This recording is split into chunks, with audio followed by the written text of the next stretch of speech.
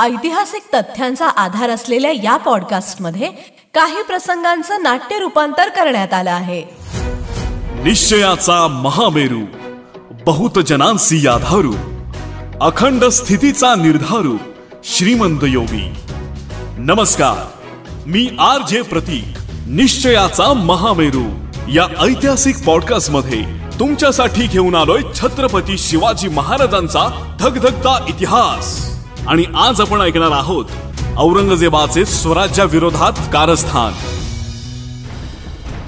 शाहिस्ते खानाच्या पराभवाने, सुरत अहमदनगरच्या लुटीने, जसवंत सिंगाच्या पराभवाने औरंगजेबाचा संताप वाढत होता. औरंगजेब वरून शांत दिसत होता, तरी त्याच्या मनातली चिंता चीड दिसत होती. 70,000ची फौज घेऊन शाहिस्ते खान गेला आणि लक्षावधी होरांचा अकारण खर्च होऊनही काहीच पदरात पाडून न घेता आला. दिल्ली सम्राटांची व्यापारपेठ सुरत बघता बघता लुटली गेली.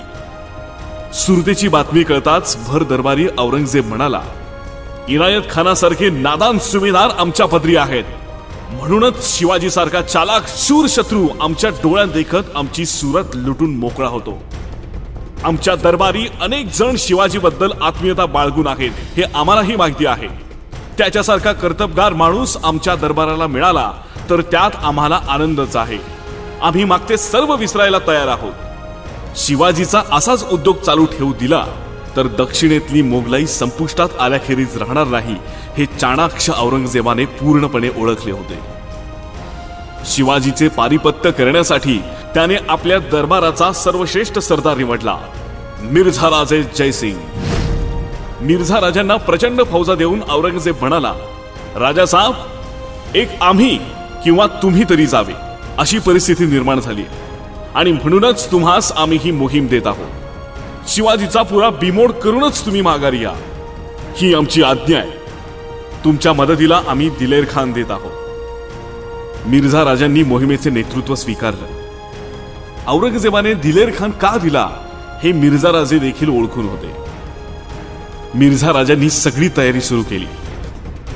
मिर्झा राजांचे वय 60च्या घरातले, सारं आयुष्य राजकारणी प्यादी हलवण्यात गेलेलं. त्यांनी शिवाजी महाराजांचे बळ ओळखले होते. मिर्झा राजांच्या फौजेत कुतुबुद्दीन खान, उग्रसेन कचवाह, गाझी बेग यांच्यासारखे अनेक युद्धकुशल सरदार होते. तोफखान्यावर रूम देशाचा निकोलाओ मनुची हा गोरा तज्ञ देखील होता. तयारी पूर्ण झाली आणि आपल्या फौजेनिशी मिर्झा राजांनी दिल्ली सोडली आणि ते फौजेसह बुरहानपूरला येऊन दाखल झाले. शिवाजी राजांच्या राज्यावरील संकटे टळावीत म्हणून महाबळेश्वरी उदंड दान धर्म करून जिजाबाई राजांसह राजगडावर आल्या आणि मुलखात फिरणाऱ्या नजरबाजांनी बातमी दिली की जयसिंग मिर्झा राजा 80,000 स्वार सोबत दिलेर खान 5,000 पठाण अशी फौज घेऊन येत आहे. मुक्काम औरंगाबाद मध्ये आहे. यावर शिवाजीराजे म्हणाले, मिर्झा राजे मातब्बर आहे, राजकारणपटू आहे, शब्दांचे सच्चे आणि निष्ठेचे कडवे आहेत, पण त्यांच्याबरोबर येणारा दिलेर खान तो काळ्या तेंडव्यासारखा आहे. त्याचा भरोसा देणं कठीण, तो काय करील हे कळणं सुद्धा कठीण. राजांनी सगळ्या गडांना ताकीदपत्रे लिहिली. किल्ल्यांचा धान्य साठा, दारुगोळा भक्कम भरून घेण्याचे हुकूम दिले. मिर्झा राजांची खबर आणण्यासाठी शेकडो नजरबाजांची नेमणूक केली. आपली गलबते तरांडी मालवणला गोळा करण्याची राजांची आज्ञा सुटली. जिजाबाईंनी विचारले, राजे गलबते मालवणास का बरी? राजे म्हणाले, मासाहेब, मिर्झा राजे आता येतील, आमच्या मुलखावर किल्ल्यांवर हल्ले करतील. मिर्झा राजे मोठे राजकारणी, धोरणी, त्यांच्याशी आम्हाला पुष्कळ काळ झुंजावं लागेल. अपार खर्च येईल. सुरत अहमदनगरच्या लुटीवर राज्याची कामं आणि शत्रूशी मुकाबला हे जमायचं नाही. मालवणचा जंजिरा, रायगड यांसारखी कामं थांबूनही चालणार नाही. एवढ्या ईर्षेनं आम्ही आरमार उभं केलं, त्याची ताकद आम्हाला आजमावून बघायची आहे.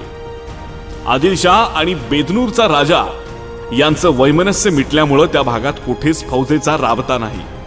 बेदनूर राजाचं बंदर बसनूर आहे, मोठं ऐश्वर्य संपन्न आहे असं ऐकतो. राजांनी आपली 4,000ची फौज गोकर्णाकडे पाठवली व राजे मालवणला जाण्यासाठी बाहेर पडले. राजे मालवणला आले तेव्हा जंजिराच्या पायाचे काम वर चढले होते. कोटाचा आकार दिसत होता. मालवणच्या समुद्रात राजांची गलबते उभी होती. 3 मोठी गलबते आणि 85 लहान गलबतांचा ताफा सागर लाटांवर हेलावत होता. सुमुहूर्तावर राजांनी गलबतावर पाय ठेवला. डोलकाठ्या आसमानाला भिडल्याचा भास झाला. गलबतावर तोफा सज्ज होत्या. साऱ्या जहाजांवर राजांची फौज चढली आणि राजांनी आज्ञा दिली. नांगर उचलले गेले.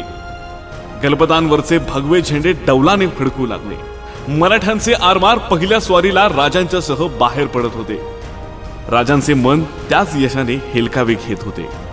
कारवार बंदरात इंग्रजांची गलबत उभी होती. राजांचे लक्ष तिकडे वळले.